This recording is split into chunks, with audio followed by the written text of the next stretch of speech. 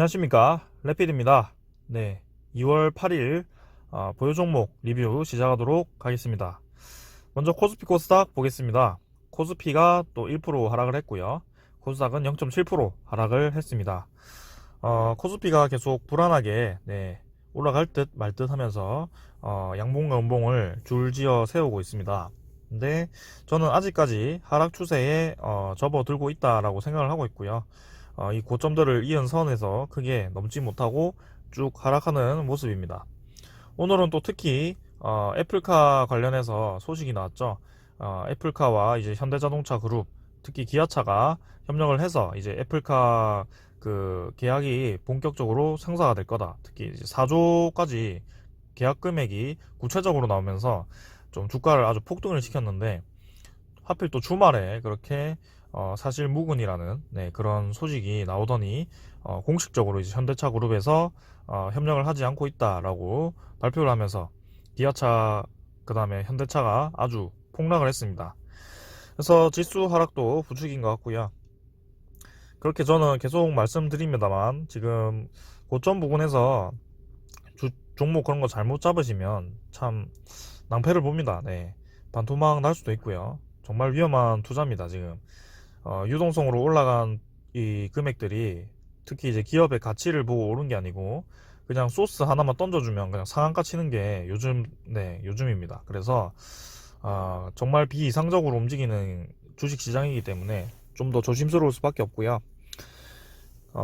그렇게 한순간에 15%가 마이너스가 되게 되면 정말 대응이 안 되거든요. 그냥 물리는 겁니다. 그래서 지금은 저평가된 종목 위주로 좀 투자를 하는 게 맞고요. 증시 하락을 항시 대비를 하면서 여유 자금을 좀 두는 게 좋을 것 같습니다. 그래서 제 예상과는 다르게 양봉 띄우면서 쭉 올라갈 수도 있습니다. 근데 여전히 저는 좀 불안하다고 생각을 하고 있어요. 투자자가 또 외국인이 크게 들어오지 않고 또 나가고 있고요. 기간은 이틀 연속 매수했지만 2월 4일에 아주 크게 매도를 했기 때문에 또 뭐 별다른 움직임이 없었습니다.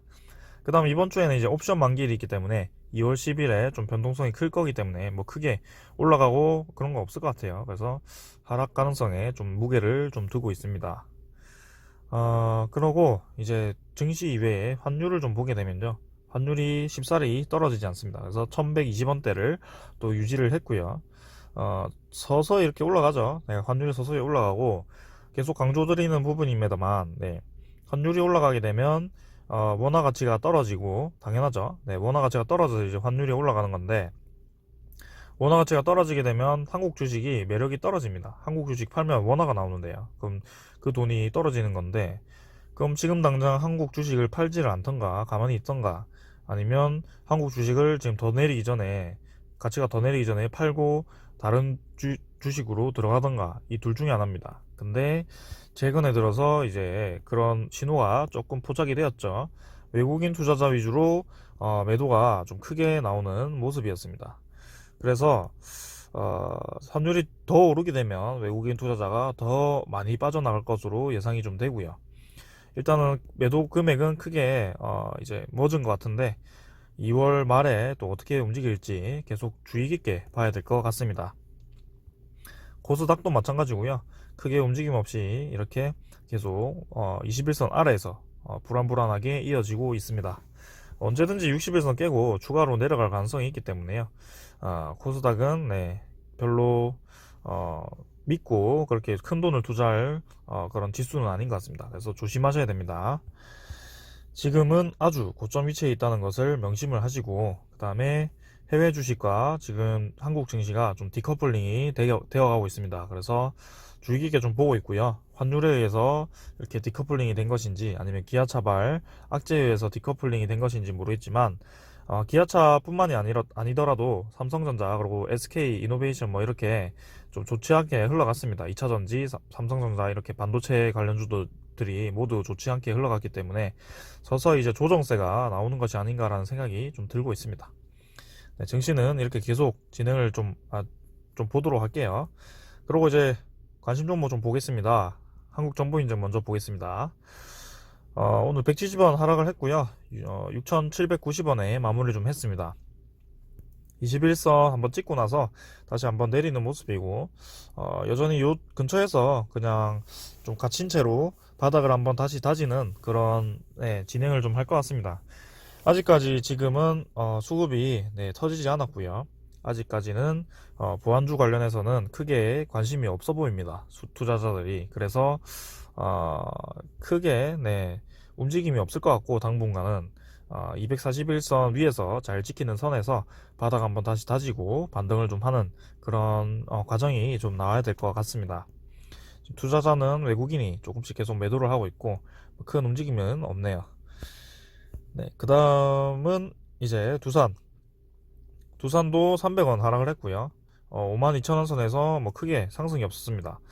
이제 두산 인프라코어 매각이 되면서 좀 좋게 진행이 되고 있는데, 두산은 뭐 쉽사리 움직이지는 않네요. 그래서 이 큰 추세선을 뭐 크게 깨지 않는 선에서 바닥권을 다시 다지는 것 같고, 얘도 한번 힘을 받지 않을까라는 생각인데, 이대로 조금씩 조금씩 올라갈 것 같습니다. 그래서 241선 잘 넘겼고 480에서 한번 이렇게 테스트를 한번 했기 때문에 다시 한번 올라가는 구간이 나올 거라고 보고 있습니다.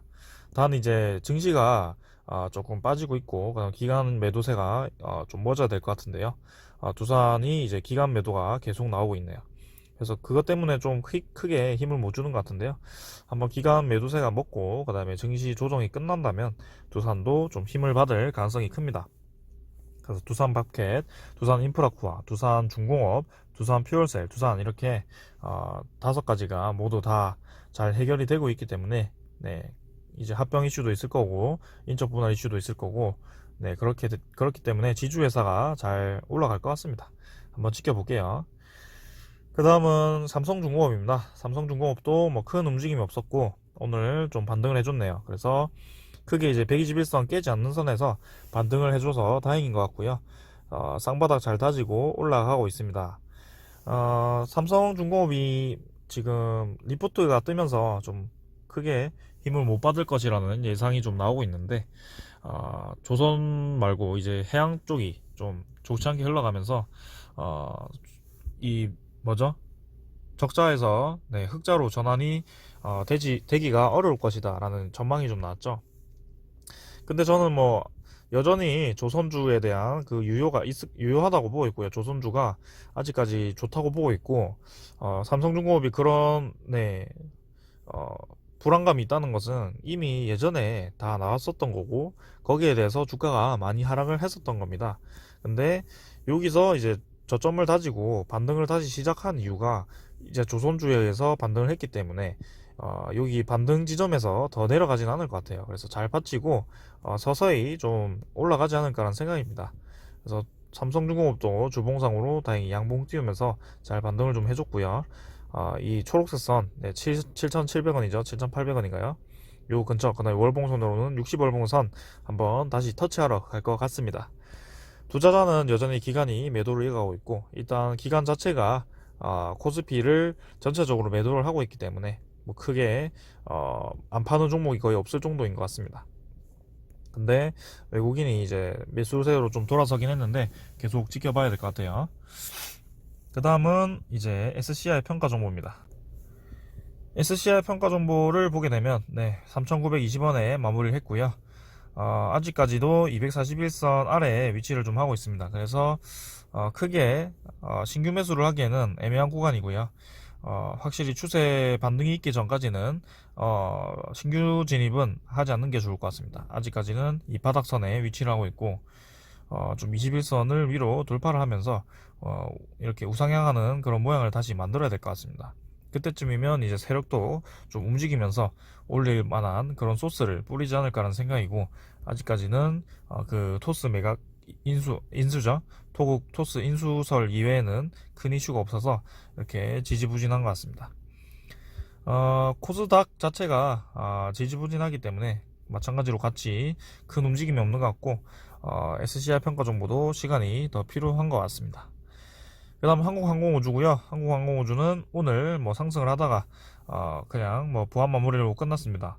하지만 여전히 잘 버티고 있는 모습이죠. 네, 공식적으로 이제 우주산업에 대한 투자 금액이 발표가 좀 되었습니다. 그래서 6천억이었나, 네, 투자를 한다고 하는데, 그에 맞게 이제 이 우주산업에 관련된 주식들이 다 상승을 좀 하는 것 같습니다. 그래서 뭐 꾸준히 그냥 계속 들고 가시면 될 것 같습니다. 네. 월봉상으로는 완벽하게 뚫어버렸어요. 네. 월봉 저항선을 뚫어버렸기 때문에 요 정도 위치에서 이제 한번 좀 저항을 받을 수도 있겠다라는 생각이 드는데 49,000원. 근데 뭐 잘 타지다가 더 올라갈 수 있을 가능성이 있다고 봅니다. 네. 그래서 충분히 4만원대, 5만원대도 가능해 보이고요. 시간 문제인 것 같습니다. 네. 지금은 투자자 보시면 기관이 계속 공격적으로 매수를 하기 때문에 올라가고 있는 거고요. 외국인은 매도를 하고 있지만 지금 확실히 이 우주산업은 기관이 좀 붙어서 좀 끌어올리는 것 같습니다. 좋게 보고 있네요. 한국항공우주 계속 네, 홀딩 하셔도 될 것 같습니다. 그 다음 한국전력이 드디어 반등을 좀 했습니다. 네. 이제는 조금 위험선에서 좀 벗어났고요. 61선까지 돌파를 할 뻔하다가 돌파는 못했습니다. 근데 서서히 반등을 좀 하는 모습이고, 제가 계속 주목을 하던 기간의 매도세가 좀 줄어들었습니다. 이제는 매수세로 돌아섰고, 내일 다시 매도로 이어질 수도 있지만 그래도 이렇게 연일 쏟아붓던 물량이 멎었다는 그 신호가 나온 것 같습니다. 다행입니다. 외국인은 여전히 매도를 좀 이어가고 있긴 하지만 그래도 기관이 원래 이 한국전력을 좀 움직이던 주체였죠. 네, 주 세력이었기 때문에 기관 매수가 좀 중요한 것으로 보입니다. 그래서 이제 팔 만큼 좀 팔았으니까 그런 많이 내렸던 종목이 다시 좀 주목을 받지 않을까라는 생각이고, 한국전력도 그 축의 하나입니다. 그 다음에 풍력에너지 관련해서 한국전력도 관련이 있습니다. 해상풍력 48조 단지, 제가 두산중공업 설명을 할 때 계속 중요하게 설명을 드리고 있는데, 한국전력도 거기 발전 관련해서 포함이 되어 있기 때문에 이 호재입니다. 그래서 수혜주기 때문에 관련해서 좋게 진행이 될 것 같네요. 네, 계속 한국전력도 월봉 얘기를 드리지만 음봉 이후에 다시 양봉이 나오면서 서서히 이 빅사이클로 본다면 다시 올라갈 만한 합니다. 네, 한번 이 월봉이 꺾이고 나서는 아래에 내려가다가 이제 꺾이고 나서는 무조건 이렇게 올라갔거든요. 네, 그래서 좋게 보고 있습니다. 네, 오늘 리뷰는 여기까지 하고요. 증시가 아직까지도 뭐 큰 방향성 없이 계속 횡보를 하고 있습니다. 10일에 옵션 만기일이 있기 때문에 그때까지는 계속 옆으로 기거나 아니면 주가 하락에 있거나 이럴 것 같네요. 설 지나고 나서는 본격적으로 좀 증시가 어디로 움직일지 정해질 것 같습니다. 하지만 여전히 환율이 상승을 하고 있다는 점, 그 다음에 외국인과 기관 투자자가 나가고 있고, 특히 오늘은 최근에는 이제 고객의 예탁금까지 감소를 하면서 증시에 대한 그 자금도 좀 떨어지고 있습니다. 거래량도 줄었고요. 그래서 조금은 이제 조정이 다가오고 있는 게 아닌가라는 생각인데, 뭐 상승할 수도 있으니까요. 미국의 2천조 유동성 자금이 또 투입이 될 건데 한번 계속 지켜보겠습니다.